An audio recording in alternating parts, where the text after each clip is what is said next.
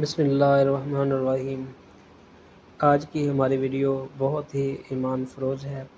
اگر آپ ہمارے یوٹیوب چینل میں نئے ہیں تو جلد سے ہمارے یوٹیوب چینل کو سبسکرائب کر لیں، ویڈیو کو لائک شیئر ضرور کریں۔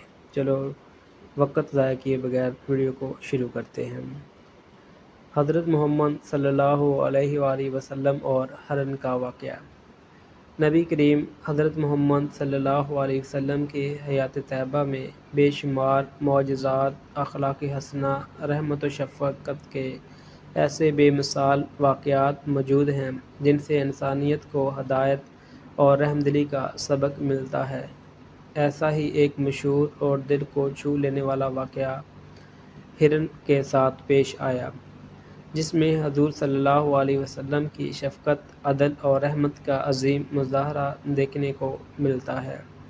یہ واقعہ اس وقت کا ہے جب نبی کریم صلی اللہ علیہ وآلہ وسلم مکہ مکرمہ کے قریب کسی مقام پر آرام فرما تھے۔ اس زمانے میں مکہ کے ارد گرد صحرائی علاقے تھے جہاں عرب کے لوگ شکار کیا کرتے تھے۔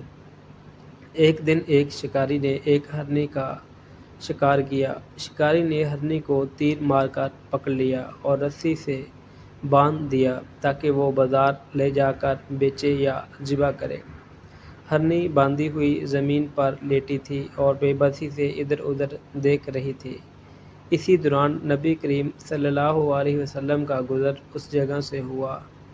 آپ صلی اللہ علیہ وسلم نے دیکھا کہ ایک ہرنی زمین پر بندھی ہوئی ہے اور اس کی آنکھوں سے آنسو جاری ہیں۔ اللہ کے نبی صلی اللہ علیہ وسلم اس منظر کو دیکھ کر رک گئے۔ آپ رحمت للعالمین تھے، جانوروں پر بھی ویسے ہی شفقت فرماتے جیسے انسانوں پر۔ آپ ہر مخلوق کے لیے ہمدردی رکھتے تھے۔ آپ صلی اللہ علیہ وسلم اس ہرنی کے قریب گئے اور اس سے پوچھا، اے ہرنی، تو کیوں رو رہی ہے؟ ہرنی نے انسانوں کی زبان میں بات کی جیسا کہ معجزہ تھا اور عرض کیا، یا رسول اللہ صلی اللہ علیہ وسلم، میں ایک ماں ہوں، میرے دودھ پیتے بچے پہاڑ کے اس طرف ہیں، میں ان کے لیے دودھ مہیا کرتی ہوں۔ شکاری نے مجھے پکڑ لیا ہے، اگر مجھے تھوڑی دیر کے لیے چھوڑ دیا جائے تو میں اپنے بچوں کو دودھ پلا کر واپس آ جاؤں گی۔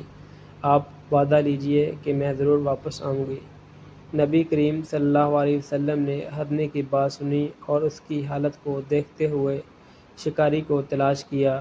آپ نے شکاری سے فرمایا، یہ ہرنی کہہ رہی ہے کہ یہ ماں ہے اور اس کے بچے پیاسے اور بھوکے ہیں، اگر تم اسے چند لمحے کے لیے چھوڑ دو تاکہ یہ اپنے بچوں کو دودھ پلا کر واپس آ جائے تو کیا تم اجازت دو گے؟ اس پر شکاری بے بہا رونے لگا اور آپ صلی اللہ علیہ وسلم کی شفقت و رحمت کو دیکھ کر ہکا بکا رہ گیا کہ آپ صلی اللہ علیہ وسلم نہ صرف انسانوں کے لیے بلکہ جانوروں کے لیے بھی رحمت للعالمین بن کر آئے ہیں۔ اگر ہماری ویڈیو اچھی لگے تو اس کو لائک اور شیئر ضرور کریں۔